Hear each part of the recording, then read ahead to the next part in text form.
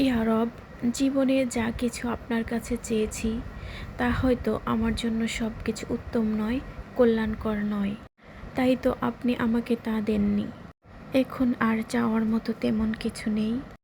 আপনি উত্তম পরিকল্পনাকারী বলে সব কিছু আপনার কাছে সম্পন্ন করেছি। এখন শুধু এতটুকু চাই, দ্বিধাগ্রস্ত মানসিক চাপ থেকে আমাকে মুক্ত করে দিন। কিছুটা মানসিক শান্তিও মন ভরে নিঃশ্বাস নিতে চাই। আপনি মহান, দয়ালু।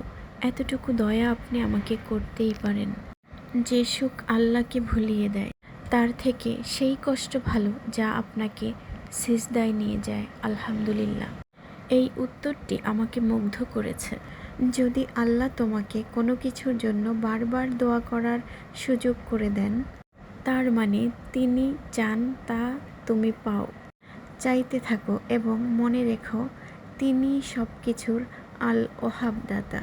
আমি আপনাকে নিয়ে এমন একটা দিনের অপেক্ষায়, যেদিন সাফা মারোয়ার পাশে আমাদের চোখ ভিজবে শুধু কৃতজ্ঞতার অশ্রুতে।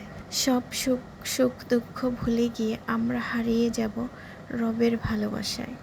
ভেঙে পড়ো না, হয়তো তুমি জানো না আল্লাহ এমন কিছু প্রস্তুত করছেন যেটা পেলে আজকের কষ্টের জন্য নিজেই বলবে আলহামদুলিল্লাহ।